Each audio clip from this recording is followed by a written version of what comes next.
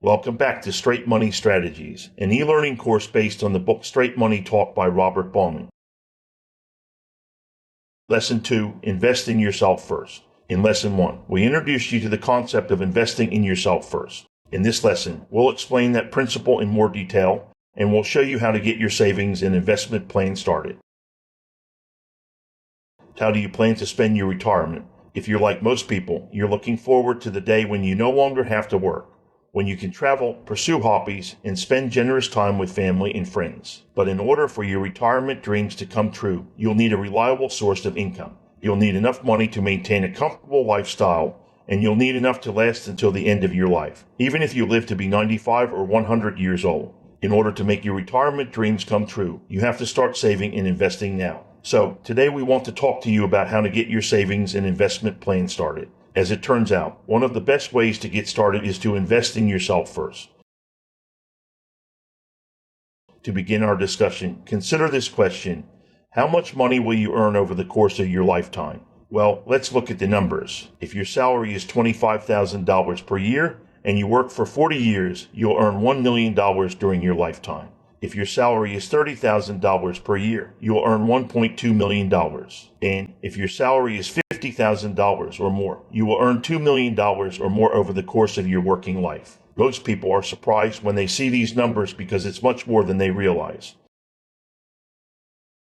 Okay, now here's another question. How much money do you currently have in savings or investment accounts? If you're like most people, you don't have very much. You have only a small amount of money set aside for financial emergencies, and you're not putting enough aside to guarantee yourself a comfortable retirement. So, most people will earn at least $1 million during their lifetime. Some will earn $1.5 million or even $2 million or more. Yet the majority of people have only a few $1,000s in savings. Some people have no savings at all. How can this be?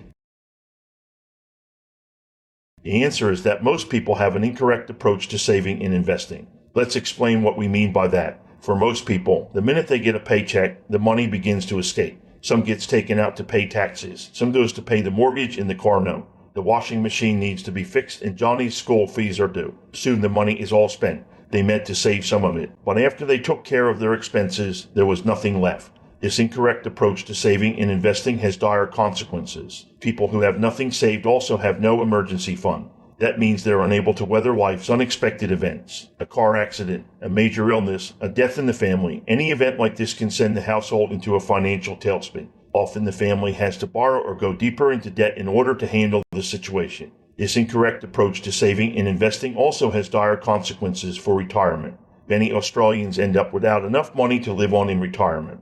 They didn't save enough, and within a few years they find themselves dependent on the government pension. Or they are totally dependent on the government pension from the start. But those pensions were never meant to be the sole source of support. They were designed only to supplement retirement income. Therefore, retirees who rely solely on the government pension often struggle financially. Some even end up going back to work. Besides this, government policies are always subject to change. This can create uncertainty about how much will be available when you're ready to start receiving benefits. Essentially, if you don't have your own money set aside, your dream retirement can become a financial nightmare.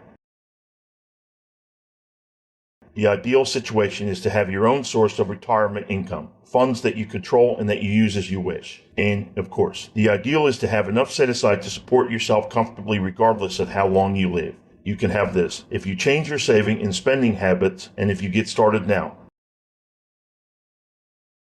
This brings us back to the number one principle of investing. Invest in yourself first. When you invest in yourself first, you put yourself at the head of the line. You take the approach that meeting your financial goals and taking care of yourself and your family are more important than taking care of your creditors. We discussed this in Lesson 1, but it's so fundamental to controlling your financial future that we want to repeat it here. Instead of paying your bills and saving whatever is left over, we recommend that you do just the opposite. We recommend that you take a predetermined amount off the top of your paycheck and put it into savings, and that you pay your bills out of what's left. You should set aside at least 10% of your income up front.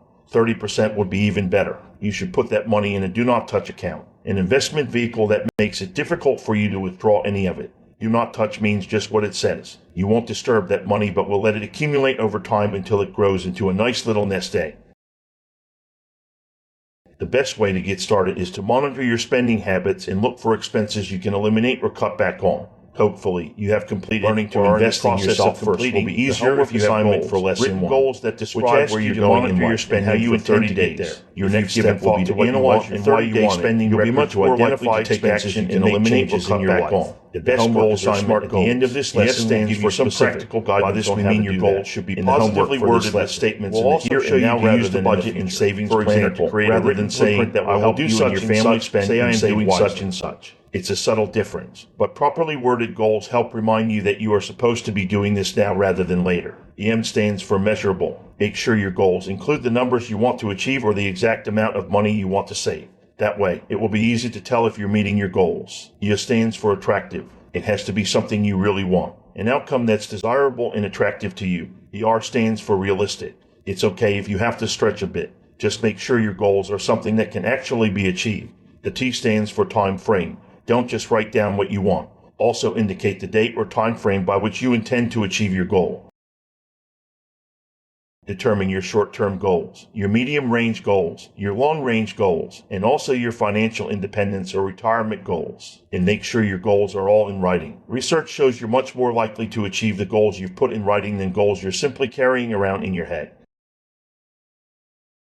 So, let's review. We have presented 2 important concepts in this lesson. The first is that in order to become financially independent and to have the money for a comfortable retirement, you must learn to invest in yourself first. Put yourself at the head of the line and pay yourself before you pay anyone else. The second important concept in this lesson is to make sure you have written goals. Written goals remind you why you've made the decision to save and invest in the first place. They also give you a yardstick by which you can measure your progress. We encourage you to adopt these 2 concepts and to start using them today. Consider them your first steps toward a comfortable and secure retirement. This brings us to the end of Lesson 2. Once again, it's time for you to take action. Click the tab marked Resources above and download the Lesson 2 study guide along with the Budget and Savings Planner. Answer the review questions and complete the recommended action steps. Once you've done that, you'll be ready to go on to Lesson 3. In Lesson 3, we'll discuss what it takes to build a generous nest egg for retirement. In particular, we'll show how a small amount of money invested regularly over time can provide you with a generous retirement fund. See you in Lesson 3.